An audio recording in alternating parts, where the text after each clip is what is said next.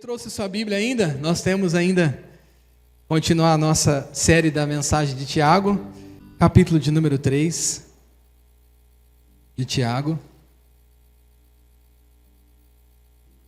Nós estamos numa série da Epístola de Tiago e vamos dar sequência hoje.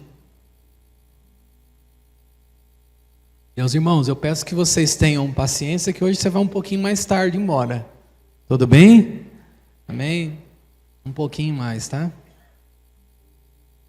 Mas vai sair daqui cheio. Já está cheio, vai se encher muito mais. Capítulo 3 de Tiago. Nós vamos ler a partir do versículo de número 1. O texto diz assim, ó. Meus irmãos, muitos de vós não sejam mestres, sabendo que receberemos mais duro juízo, porque todos tropeçamos em muitas coisas.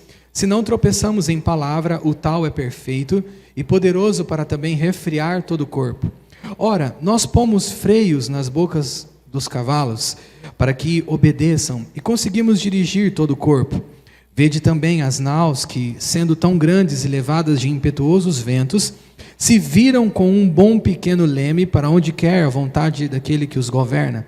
Assim também a língua é um pequeno membro, gloria-se de grandes coisas. Vede com um grande bosque um pequeno fogo incendeia. A língua também é um fogo como um mundo de iniquidade. A língua está postra entre os nossos membros e contamina todo o corpo. Inflama o curso da natureza e é inflamada pelo inferno. Porque toda a natureza, tanto de bestas feras como de aves, tanto de répteis como de animais do mar, se amansa e foi domada pela natureza humana. Mas nenhum homem pode domar a língua. É um mal que não se pode refrear. Está cheia de peçonha mortal, com ela bendizemos a Deus e Pai, e com ela amaldiçoamos os homens feitos à semelhança de Deus. De uma mesma boca procede bênção e maldição. Meus irmãos, não convém que isto se faça assim. Porventura deita alguma fonte de um mesmo manancial, água doce e água amargosa? Meus irmãos, pode também a figueira produzir azeitonas ou videira figos? Assim tampouco pode uma fonte dar água salgada e doce. Fechar nossos olhos. Amado Pai, nós te agradecemos pela tua santa palavra, que ela gera vida em nós. Ao ouvirmos, recebemos a tua santa fé, Senhor, que o Senhor nos chamou para caminharmos em nome de Jesus. Amém? Nós chegamos no capítulo de número 3. Há 2 domingos atrás iniciamos a série da Epístola de Tiago. E nós cremos que estamos diante de um dos capítulos mais difíceis, de serem pregados ou de serem compartilhados. Por quê? Porque ele é exatamente o espelho de todo homem, de toda mulher aqui. De fato, como nós lemos, que Tiago inicia, meus irmãos, muitos de vós não sejam mestres, sabendo que receberemos mais duro juízo. Ele está dizendo, se você ensina, se você prega no meio do povo de Deus, você de fato será objeto de um juízo um pouco maior do que os demais. Porque a sua fala é maior e a responsabilidade daquilo que você fala também é grande. Então, quando nós olhamos para o texto, nós podemos intitular esse sermão de hoje, Maturidade e o Poder da Língua. Eu não quero nessa noite entrar na questão da maledicência. Ainda que isso seja importante falarmos para a vida da igreja, eu não vejo necessidade, uma vez que estamos cientes que isso é um mal no meio do povo de Deus. Mas o que nós vamos então enxergar do texto? O poder da língua, que é exatamente o que o texto está dizendo. Eu tenho uma boa notícia para você quando a gente lê um texto tão exortativo e tão forte na admoestação a respeito da nossa fé. A boa notícia é que Deus quer que você tenha uma perfeição moral. Deus quer que você alcance a maturidade. Ele não projetou a sua caminhada na vida cristã para que você pudesse apenas crer em Jesus, vir de culto em culto, ter comunhão com os irmãos e não experimentar uma maturidade. Está nos planos de Deus, está exatamente nos planos de Deus para a sua jornada, que é aquilo que te escravizou ontem ou que te trouxe tantas dificuldades ontem. Hoje, você seja alguém capacitado em Deus para consolar, para confortar, para socorrer aquele que passou pela mesma prova, ou até mesmo tentação que você. Então, o que eu vejo aqui nesse texto é 3 coisas que eu quero compartilhar. A primeira, que Deus quer em nós uma perfeição moral. O texto não está se referindo a uma maturidade espiritual, mas uma perfeição moral. Aí quando a gente ouve essa palavra, a gente tem um desconforto, porque perfeição, como muitos dizem, não é para mim, não é para você. Mas sabe de uma coisa? A Escritura diz, é para você. Quantos creem nisso? Perfeição está dentro do plano de Deus para você. Perfeição de não errar, perfeição de não cometer nenhum deslize. Não, não é dessa que a Escritura está falando. Quando a Escritura usa a palavra perfeição, ela está fazendo uma alusão à realidade da maturidade. Maturidade, como eu disse, está no plano de Deus para você. E quando nós olhamos esse texto, nós vemos que a Escritura diz assim, todos nós tropeçamos em muitas coisas. E quantas coisas nós tropeçamos, né, irmãos? Quantas coisas que nós hoje talvez estamos tão bem firmes e talvez amanhã, por alguma situação de dificuldade, nós caímos ou perdemos as forças. Ou até mesmo no que diz o contexto, no que diz respeito à palavra. A palavra, nós falamos uma coisa e falamos, nossa, não devia ter dito isso. E aí o texto vai dizer, todos nós tropeçamos em alguma coisa, e ele vai mostrar para nós qual é o caminho da perfeição moral. Qual é? Está na sua língua. Os rabinos dizem assim, que a língua é um membro tão importante e tão significativo, e carece de tanto cuidado, que Deus não colocou ela exposto, não deixou ela exposta. Nós temos 2 orelhas, nós temos olhos, nariz, mas a língua, Deus colocou ela entre os dentes, diz o rabino. Por quê? Para que a gente pudesse entender que é o membro do nosso corpo que carece de muito cuidado. E aí ele vai dizer, como que eu e você dominamos o corpo? Porque o nosso corpo se compromete com aquilo que você falou. Aquilo que você prometeu. Nós falamos aqui do Igor e da Tainá, ontem eles falaram sim, aqui, diante do Senhor, diante das testemunhas. E esse sim, vai caminhar a vida inteira deles. Ou seja, o que eles disseram em palavras, se tornou um compromisso com o próprio corpo. Um compromisso de amar, de se doar, de se comprometer, de haver cumplicidade. Você também, quando entrou por aquela porta, o dia que você olhou para essa casa e falou, eu vou ficar aqui, eu creio em Jesus, você que se batizou, você que veio de uma outra denominação, e você disse, sim, vou caminhar com a igreja. Você se comprometeu com aquilo que você falou. Então nós olhamos na Escritura que nós nos comprometemos com aquilo que assinamos, e dizemos isso em negócios, nós nos comprometemos com a nossa opinião, quando a gente expressa a nossa opinião, nós sustentamos aquilo que falamos. Às vezes a gente precisa corrigir alguma coisa, a gente fala determinada coisa e diz, nossa, eu preciso repensar sobre isso que eu disse. Mas de alguma forma você está comprometido com aquilo que falou. E o texto vai dizer que a forma de você alcançar a perfeição é se atentando para o membro tão pequeno no seu corpo, que é a língua. Ainda dentro desse texto nós encontramos um segundo ponto, que ele vai dizer aqui no versículo de número 3 e 4, ele vai dizer, ora, nós pomos freios nas bocas dos cavalos, e também nós usamos as naus para poder conduzir as embarcações nos destinos. Então o que nós vemos aqui? Pequenos membros governam e direcionam.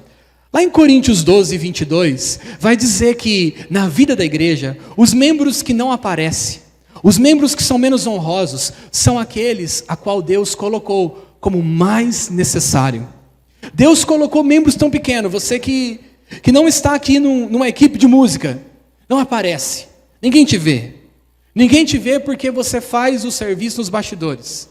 Você faz o serviço onde ninguém está vendo. A Escritura diz assim, a esses Deus colocou em uma maior honra, porque sem eles, nada talvez do que está visível aqui funcionaria. Aí eu brinquei de manhã, que nós temos lá a mesa, que é operada pelo nosso irmão Júlio. Se ele quiser apertar o botão desliga, toda a música para. Então, os membros que não aparecem, que não são honrosos, a Escritura vai dizer, esses têm direção do que está acontecendo num todo. E aí nós olhamos a Escritura e o que nós entendemos? Não subestime os membros pequenos. Não subestime a língua. Então, se a Escritura vem nos chamar a atenção disso, ela vem dizer o seguinte: tome cuidado com a sua língua. Tome muito cuidado com a sua língua, porque você não pode subestimá-la. Se o freio do cavalo é usado para coordenar todo o seu corpo, a sua língua também está coordenando todo o seu corpo, em que você se compromete, em que você firma, em que você diz sim, em que você diz não. Então, nós olhamos ainda o Salmo 39:1, vai dizer, o salmista diz assim, no Salmo capítulo de número 39, no seu versículo de número 1, diz assim: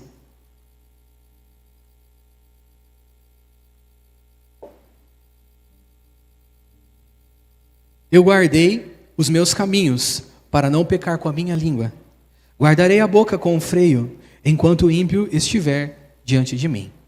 Em Lucas ainda 6,45, que faz uma conexão com esse texto, vai dizer ainda que o homem do seu bom tesouro, o que ele tira? Ele tira do seu coração o bom tesouro. Então, onde está o freio da nossa língua? O freio da nossa língua, se dos cavalos se coloca ali exatamente o freio sobre a boca deles, o freio da nossa língua está no coração. Porque esse texto de Lucas 6,45, você pode dizer assim comigo? Porque da abundância do seu coração fala a boca. Então o que nós cristãos, servos de Deus, o que o crente precisa fazer é encher o seu coração do Espírito Santo.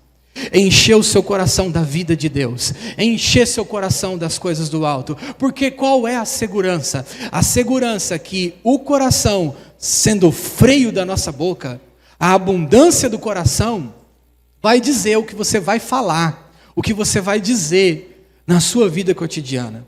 Então, nós olhamos para o leme. O leme, ali o texto vai dizer que ao anal governa a embarcação. Governa a embarcação debaixo da orientação do lugar onde eles precisam chegar. A exigência da viagem determina como o leme vai ser usado. Quando a Escritura vem dizer para você que o nosso modelo é Cristo, Ele é o nosso fim, Ele é a nossa viagem. A nossa viagem termina na pessoa e na realidade de quem é Cristo. Então, o nosso leme, a nossa embarcação, que é a nossa vida, a nossa língua, que determina a nossa jornada, Cristo é o meio pelo qual nós estamos focando. Por isso que o autor de Hebreus vai dizer assim: olhando firmemente para Ele, que é o autor e consumador da nossa fé. Nele nós temos qual é o fim da nossa viagem. Deus tem um propósito e uma predestinação para seus filhos. Qual é? A predestinação não é outra na Escritura, a não ser Romanos capítulo de número 8, sermos conforme a imagem e semelhança do seu Filho. A jornada da sua vida é orientada o quanto mais você se parece com Jesus ou não. E a Escritura vem ensinar para nós que se Ele falou o suficiente, nós olhamos para Ele como exemplo e entendemos. Quando o Pilatos diz em Marcos 15:5 para ele, você não vai responder nada, ele havia dito o suficiente. E ali, ele apenas cumpre aquilo que deveria ser dito e fazer a vontade de Deus, que era o sacrifício. Ainda olhando para o texto ainda, nós encontramos ainda uma terceira coisa. E vou correr para conta do nosso tempo. O versículo de número 5 vai dizer que assim também a língua é um pequeno membro. Glorie-se de grandes coisas. Vai dizendo no versículo de número 6, a língua também é um fogo. O que Deus nessa noite quer trazer para nós, ao olharmos Tiago 3, é a consciência do poder da língua. Em Provérbios 18:21 vai dizer que o poder da língua, a morte e a vida estão no poder da língua.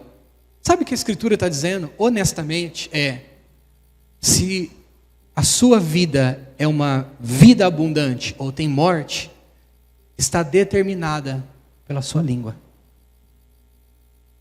Consegue crer comigo nessa noite nisso? Se está escrito, vamos lá, olha lá. A morte e a vida estão no poder da língua. Ou seja, está na capacidade da língua. E aquele que ama comerá do seu fruto. Ou seja, aquele que tem uma consciência do que a língua é para ele. Uma vez que você olha para a sua vida e entende, eu tenho consciência do que é a língua, você vai entender uma coisa. Você conhece o poder da sua língua? Você fala, eu conheço, pastor, a hora que eu vejo o que acontece de ruim. Não. A Escritura quer te mostrar não somente o que acontece de ruim, mas o que acontece de bom. Aleluia. Ainda você consegue entender qual é o alcance da sua língua? Qual é o alcance? E nós pensamos uma coisa, que a língua, ela apenas tem um alcance aqui no cotidiano, quando nós falamos com alguém. Não, a língua também está lá no WhatsApp. A língua também está no Facebook e ela está no Instagram. Porque nós temos uma distância, parece, quando nós olhamos para uma escrita, nós pensamos, não conectamos que fomos nós que falamos. Parece que é uma coisa virtual. E aí quando nós olhamos o que aconteceu com aquilo que escrevemos, nós assustamos, falamos, nossa, deu toda essa repercussão. Por quê? Porque de fato é aquilo que você está falando ali também. Então o alcance e o poder da nossa língua é uma consciência. Em Mateus 12:37, Jesus disse assim, que nós seríamos julgados por aquilo que falamos. Então, naquele dia, no dia do juízo, aquilo que você falou é aquilo que você se comprometeu. Aquilo que você disse é aquilo que a tua jornada determinou. Cristo nessa noite quer mostrar para nós, a língua é um fogo. A língua é um fogo, ela tem um poder de destruir, de causar um incêndio. A língua é um mundo de iniquidade. Tudo que existe de iníquo está na língua. Ela contamina o corpo. Então volte o seu zelo para a língua. Talvez nós olhemos para nossas mãos e estamos tão atentos para aquilo que nós tocamos, para aquilo que as nossas mãos investem. E a Escritura está dizendo, o que contamina o seu corpo não é as suas mãos. O que contamina o seu corpo não é os seus pés. O que contamina o seu corpo é a sua palavra, aquilo que você diz, é a sua língua. E é tão forte isso, irmãos. Não sei se vocês já ouviram essa história ou se essa história é exatamente como você ouviu. Uma mãe estava fazendo um frango na panela inteiro. Colocou o frango ali inteiro na panela, tampou, só que ela tirou as coxas do frango. Quando ela tirou as coxas do frango, a filha disse, por que você fez isso? Ela falou, não, porque minha mãe falou. Aí ela foi perguntar para a avó, por que você faz o frango sem as coxas dentro da panela? Ela falou, porque a minha mãe falou. Mas por que a sua mãe falou? Aí depois de muitas descobertas, elas entenderam que o que a avó tinha acontecido é que ela tinha uma panela pequena. Ela tinha uma panela pequena e precisava cortar as coxas do frango para colocar o frango na panela e assim assar. Não era porque era a receita culinária, porque ela pensou, é uma receita culinária sem as coxas do frango. Então o que nós falamos atinge gerações. Quando o texto diz, inflama o curso da natureza, está dizendo, atinge as gerações. O que você está falando exatamente hoje, o que você está escrevendo exatamente hoje, está perpetuando, está ganhando força, está tocando a sua geração. O que nós falamos para os nossos filhos, o que nós falamos para o nosso cônjuge, essa semana, exatamente essa semana, se não foi essa, foi a outra, mas foi a semana de preparo para essa palavra. A minha esposa no almoço, eu cheguei no almoço, ainda com a roupa do trabalho, ela falou, nós precisamos colher as amoras, porque tem muita amora. E eu comecei a colher as amoras. No que eu comecei a colher as amoras, ela falou assim, você é feliz, né? Eu, você é feliz? E eu, não, mas estou feliz, né? Estou fazendo o que eu gosto, né? E aquilo foi tão forte para mim. Foi tão forte, uma coisa assim, que ela foi tão natural, tão forte para mim, aí que está o poder da palavra. Algo tão natural, tão simples, causou tanta força em mim, que naquele dia, na hora do almoço, como sempre tem os clientes abençoados, né? Que legal, o meu serviço eu deixei há 15 dias aí, por que não terminou? E você querendo responder daquele jeito, e eu lembrei da minha esposa dizendo, você é feliz. Você é feliz. Eu falei, ô meu querido, vem aqui amanhã, tal horário que eu vou te receber, nós vamos resolver isso. Desculpe, nem de mim, porque eu sou feliz. Então eu quero dizer para você nessa noite, a palavra de Deus, ela não vem somente te dizer, existe um perigo na língua. Existe um perigo na língua, mas ela vem dizer para você o seguinte, sim, de fato, nenhum homem pode tomar a língua. Capítulo de número 3, versículo de número 8 de Tiago. Nenhum homem, ninguém que está aqui. Certamente, em algum momento da minha caminhada com você, eu vou falar alguma coisa para você que você vai falar, nossa, que eu não gostei do pastor falou. Algum momento da minha jornada, sabe por quê? Porque esse texto é para todos nós. Mas sabe de uma coisa? Se a gente caminhar um pouquinho mais próximo, você vai ver que eu vou ter a oportunidade, você vai me dar a oportunidade, nós vamos ter uma oportunidade mútua da gente substituir as palavras. Glória a Deus. Da gente substituir o que falamos. Então hoje, exatamente hoje, quando nós estamos aqui expondo capítulo de número 3 de Tiago, Deus está dizendo para nós, estou querendo mudar a sua linguagem. Estou querendo operar na sua linguagem. O povo de Deus é um povo que fala diferente. O povo de Deus tem uma linguagem santa, tem uma linguagem separada, tem uma linguagem do alto, tem uma convicção que o ímpio não tem, consegue falar daquilo que o ímpio não consegue falar, consegue colocar palavras aonde o ímpio já sentenciou derrota, porque ele é da sua natureza, mas como nós, que estamos em Cristo, nossa natureza foi mudada. Você crê nisso? Nossa natureza foi mudada. O que Tiago está dizendo, de fato é uma realidade. Mas em Cristo, nós recuperamos o poder de termos uma palavra com confiança. Efésios, capítulo de número 4, versículo de número 29. Você pode abrir comigo?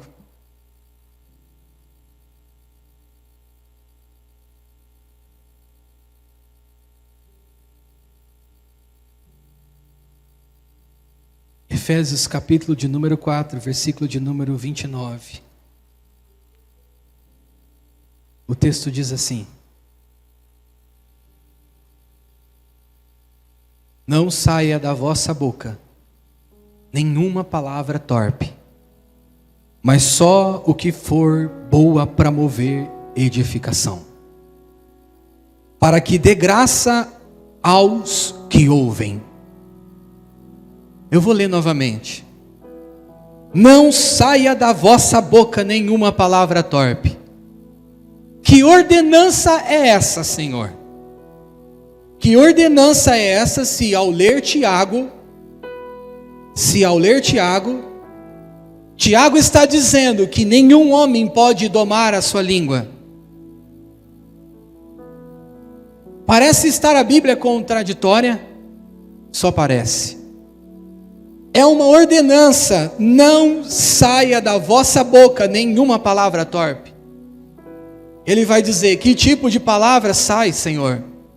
Só a que for boa para promover edificação, para que dê graça aos que ouvem.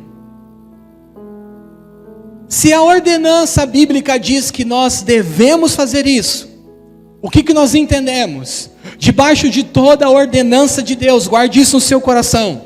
Debaixo de toda a ordenança de Deus, há uma provisão. Eu vou repetir. Debaixo de toda a ordenança de Deus, há uma provisão. Nós falamos aqui sobre as nossas contribuições. E nós olhamos para nossas contribuições e pensamos, eu não tenho para dar. É uma ordenança, aquele que dá, venha com alegria. Então se isso está na Escritura, tem uma provisão de Deus para que eu dê. Quando a Escritura diz para você e eu examinarmos a Escritura, e você ao ler diz assim, pastor, eu não consigo entender, eu leio a Bíblia, não consigo entender. Eu tenho uma boa notícia para você, está escrito em 1 João, a unção que há em você, ela ensina todas as coisas. Você vai aprender exatamente o que você precisa aprender ao ler as Escrituras, porque ao ler as Escrituras também existe uma provisão de Deus para ao ler a Escritura. Aquele que disse para você ler, também tem uma provisão para você entender. Aquele que disse para você orar sem cessar, ele disse: orai sem cessar. E você diz: eu não tenho tempo para orar. Ele tem uma provisão. Às vezes ele para você. Eu não sei porque eu estou dizendo isso, mas eu acho que o Espírito de Deus quer falar alguma coisa nessa casa. Ele para a sua jornada, a sua corrida. Você está correndo. Ah, você não tem tempo para orar sem cessar? Você não tem tempo para orar sem cessar? Ele para a sua jornada, ele para o que você está fazendo e diz: agora você tem tempo. Porque ele dá provisão para tudo aquilo que ele te manda fazer. Ou às vezes ele te coloca a provação. Vimos em 1º capítulo de Tiago que tentação vem de nós, provação vem de Deus. Ele vai lá e coloca a provação. Ah, você não tem tempo para orar, meu filho? Minha filha, agora você tem, não só ter que arrumar um tempo, mas agora você tem motivo com a aprovação. Isso é muito maravilhoso da parte de Deus, porque nós vemos o seu amor, nós vemos a sua graça, o seu cuidado conosco. Quando nós lemos aqui, não saia da vossa boca, ele está dizendo: você já disse bastante besteira. De fato, estamos juntos, falamos um monte de besteira. Às vezes, hoje de manhã nós estávamos lá, Roberto, Júlio e companhia limitada, dando risada de mim, porque eu peço pro Rafa cortar algumas coisas que eu falo, que eu brinco no vídeo, né? Eu nem vou falar que eu falei, senão vocês não vão esquecer. Não falamos. E o Rafa: pastor, cortei, o que você falou isso. Todos nós tropeçamos em palavras, mas a Escritura vem e diz assim: você pode sim falar coisas boas. Você pode sim falar coisas boas. E o interessante é que isso é tão tremendo, que Deus está dizendo para mim e para você: a sua língua é para promover. Olha como está escrito: só diga o que for promover edificação. Ele está dizendo: sua boca foi destinada por Deus para promover boas palavras. Talvez você não vai estar hoje com o seu filho por muitos anos ainda, mas tudo que você falar para ele, acredite, isso vai perpetuar por todos os dias da vida dele. Ele vai ficar pensando nisso, ela vai ficar pensando nisso. Isabel estava fazendo o seu dever de casa e ela virou: pai, mas eu não consigo fazer. Toda bravinha, né? Então eu não consigo fazer. Eu virei para ela e disse assim, olhando nos olhos dela: filha, você é inteligente. E ver uma filha errando tudo ali, mano, porque estava feio o negócio, ela não conseguia fazer mesmo. Quando eu olhei para ela, eu disse assim: filha, você é inteligente. Ela disse: eu sou, pai, mas você é inteligente. E ela voltou a fazer. É assim. Despertou. O que você vai despertar nos próximos dias? O que você está comprometido a despertar nos próximos dias nas pessoas que estão à sua volta? A Escritura está mostrando para nós. E aí, nesse mesmo versículo, eu preciso ler. Eu disse que saía um pouquinho mais tarde para casa. Eu preciso ler: não entristeçais o Espírito Santo de Deus. Espera aí.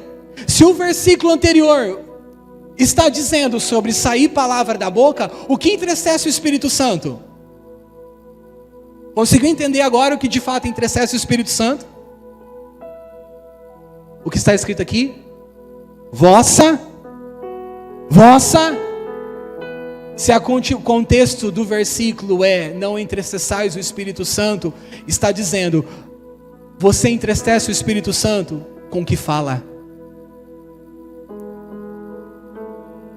Glória a Deus, né? Aleluia, né? Por ser exortada, admoestada pela graça de Deus. Aí ele vai dizer: porque você está selado para o dia da redenção. E nesse mesmo contexto, ele vai dizer para nós que nós precisamos, aliás, na carta mesmo de Efésios, vai dizer para nós que nós possamos nos encher do Espírito Santo. No seu capítulo de número 5, no versículo de número 18 de Efésios, ainda com o mesmo pensamento sobre a relação com o Espírito, sobre a exortação à pureza nas práticas da vida cristã, o despertamento de Cristo em nós. Cristo é conhecido em você por aquilo que você fala. Cristo é conhecido por aquilo que você fala. Por quê? Porque simplesmente Ele é a palavra. Versículo de número 18 diz assim: e não vos embriagueis com vinho. Por quê, pastor? Porque há a possibilidade de você se embriagar, claro, em que há dissolução, mas enchei-vos do Espírito Santo. O versículo é como se fosse um trocadilho para a nossa mente, para a nossa compreensão. Você não vai se embriagar com vinho, mas vai se embriagar com o Espírito Santo. Oh, aleluia. Não vai se embriagar com vinho, mas se embriaga com o Espírito Santo. Por quê? Porque quando nós estamos cheios do Espírito Santo, o que aconteceu para um homem e uma mulher estar cheio do Espírito Santo? O versículo de número 19 vai dizer como um homem e uma mulher é cheio do Espírito Santo. Você pode ler a primeira palavra? De novo? De novo? De novo? Falando. É falando que um homem se enche do Espírito.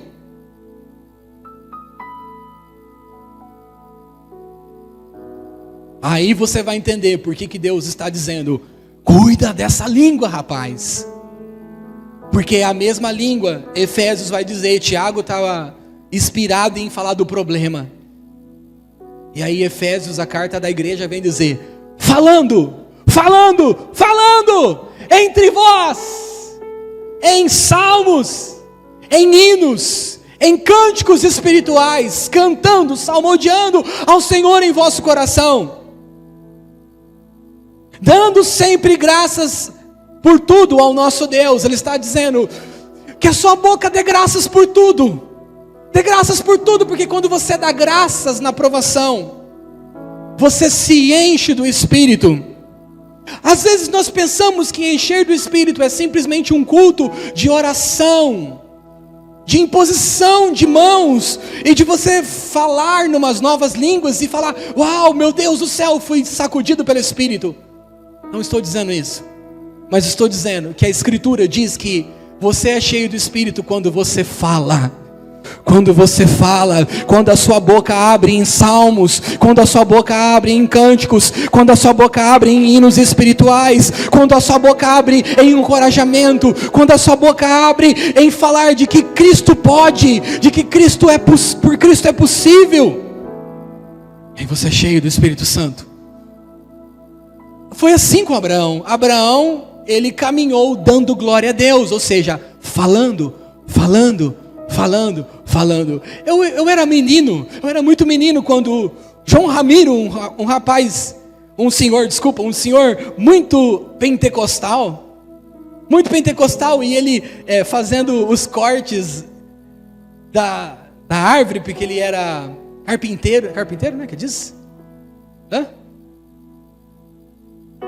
É, isso aí mesmo. Não entendi, mas... Jardineiro, carpinteiro, tá longe, hein?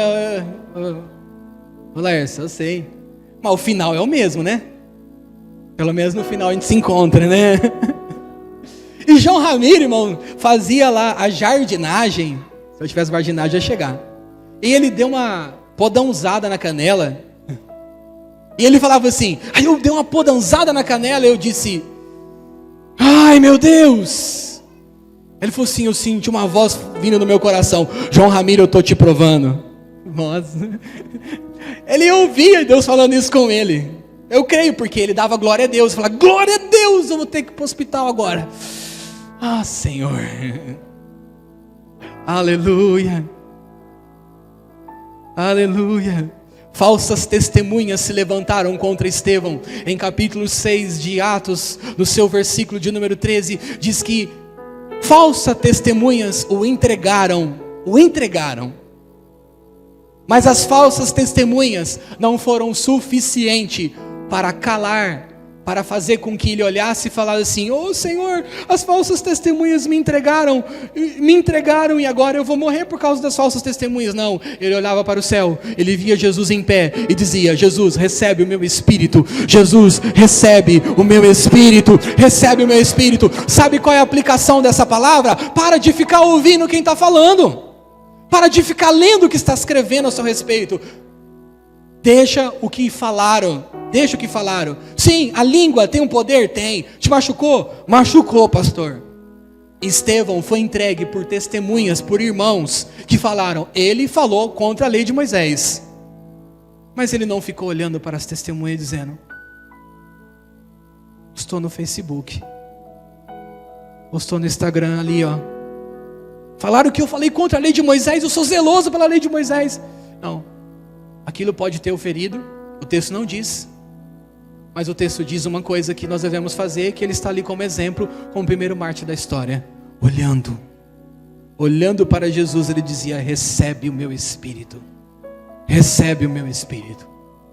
Nós estamos em dia, sim, aonde nós estamos ouvindo coisas que talvez exatamente agora, você está exatamente agora nessa casa, e assim eu quero concluir, e você está assim: pastor, você não sabe o que eu ouvi dos meus pais, você não sabe o que eu ouvi do meu patrão, você não sabe o que eu ouvi do meu cônjuge, da minha esposa, do meu esposo. Tudo que você ouviu aí, pega tudo, coloca na cruz de Cristo, deixa Cristo ser o juiz, amém? Deixa Cristo ser aquele que resolve, deixa Cristo ser aquele que te justifica. Quando falaram de mim, quando nós começamos a família do amor, foram para púlpito e falaram um monte de coisa a nosso respeito, e falaram, eu olhei aquilo, o meu celular tremeu para eu poder postar alguma coisa. Falei: vou postar toda a verdade, eu tenho todas as mensagens aqui. Eu tinha acabado de desligar o telefone, de que uma pessoa tinha me ligado e falado tudo o que tinha acontecido. Eu olhei assim e eu ouvi uma voz do meu interior. Por isso que o freio da nossa língua é o coração. Uma voz no interior: eu te defendo. Eu te defendo. Eu te defendo. E aquilo era a voz do nosso Senhor. Era a voz do meu Senhor. Eu conheço a sua voz. Naquele momento, eu olhei as mensagens e dizia: que difícil, Senhor. Que difícil, Senhor. E Ele está defendendo até hoje. E Ele está defendendo até hoje. Aleluias. E a boa notícia que eu tenho para você é: você pode sim substituir aquilo que falou de ruim. Mas eu falei tanta coisa para minha esposa. Eu também falei, irmãos. Já fiz até minha esposa chorar, acredite. Mas sabe de uma coisa? Cristo é tão bom, o seu amor é tão gracioso, a tua graça é tão infinita, que Ele vem até nós e diz o seguinte: ei, você ainda está vivo, você ainda tem uma língua aí, ela pode ser um problema para você, sem a natureza de Cristo, mas começa a dizer coisas boas agora, começa a dizer como você é feliz, como você faz muito bem. Talvez você está aqui nessa casa, eu quero concluir com isso, nosso ambiente é um ambiente de família, amém? Amém? Sim. Você já disse para alguém que ministrou hoje aqui? Ou vai dizer: como que o seu louvor me abençoou? Eu sei que muitos de vocês falam, isso é muito gracioso da parte de vocês. Mas continue falando. Não se preocupe se o irmão vai se engrandecer. Se ele engrandecer, Jesus dá uma machadada nele. Fica tranquilo. Mas encha o teu irmão falando: meu irmão, você faltou do culto. Lucinusa, vocês faltaram do culto, hoje vocês estão aqui. Nós queremos terminar essa palavra aqui dizendo o seguinte: tudo bem, Tiago, tudo bem, Escritura Sagrada, na nossa boca é um problema inflamada pelo inferno, é um mundo de iniquidade. Opa, achei uma coisa aqui, no versículo de número 10, diz: de uma mesma boca procede bênção e maldição. Encontrei uma esperança. Quer dizer que da sua boca não é só maldição ou coisa ruim, mas a Escritura diz, dá para proceder só bênção. Dá para proceder só bênção. Você crê nisso? Então se aproprie disso exatamente hoje. Se você for para o seu trabalho e olhar assim, vou ter que ir para aquele inferno de trabalho, pode ter certeza, você vai abrir a porta do seu trabalho, passar o dedo e entrar para o inferno. Agora se você disser o seguinte, estou indo para o lugar aonde Cristo me enviou, e esse lugar aonde eu pisar a planta do meu pé é abençoado. Enquanto eu estiver aqui vai estar sendo abençoado. Aí sabe onde você vai entrar? Não mais no inferno, você vai entrar num lugar abençoado. Somos nós que determinamos com a nossa boca. Está escrito, está escrito. Estou indo fazer um negócio com aquela praga. Mas o cara é ruim de negócio, né?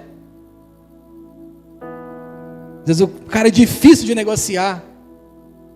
Você que tem o seu negócio, tem que lidar com aquela pessoa.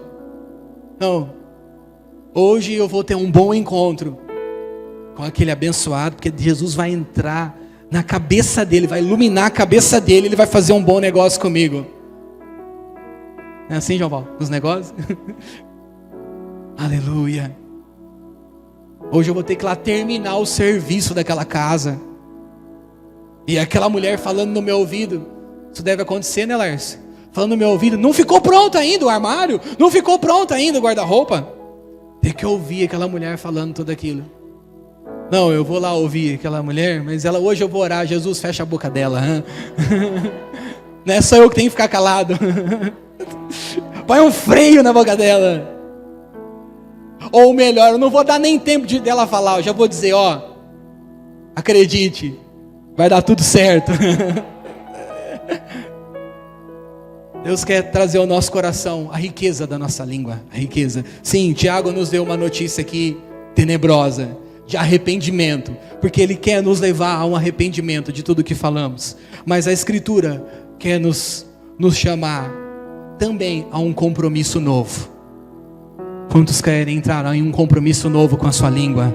Amém? Quantos querem a partir de hoje fazer o seguinte: tudo que eu falei, eu não estou falando das coisas boas, não estou falando de você olhar para o teu filho e falar assim, meu filho amado, como que o papai te ama. Não, estou falando tudo aquilo que você falou de ruim para o menino, para a menina.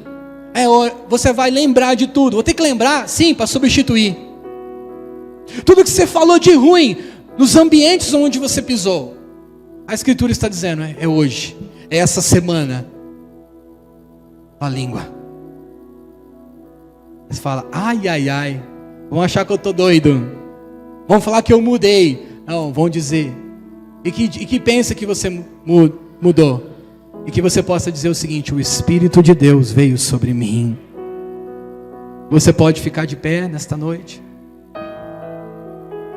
Assim nós queremos orar. Quando eu li Tiago, eu pensei, meu Deus, eu vou trazer um peso sobre meus irmãos, e de fato a Escritura nos traz isso. Então nós temos aqui uma balança, uma realidade. Arrependimento de tudo que falou. Pensa em tudo que você falou. Ai, meu Deus do céu, é até ruim lembrar. Volta, lembra de onde caíste e arrepende-te e pratica as primeiras obras, ou o primeiro amor. Deus vai começar a trazer à sua memória coisas que precisam ser corrigidas por conta da sua fala. Quero chamar os irmãos para compor. Podemos cantar mais uma canção? Quantos nesta noite crê que somente o Espírito de Deus pode transformar a sua palavra? Oh Deus, e nós queremos orar. Espírito Santo, encha meu coração. Encha meu coração, Espírito Santo. Encha meu coração de fervor. Eu não quero ser mais essa pessoa negativa nas minhas palavras. Tiago está certo. O texto de Tiago está certo. Eu só falei coisas pesadas. Eram mentiras? Talvez não. Talvez eram verdades.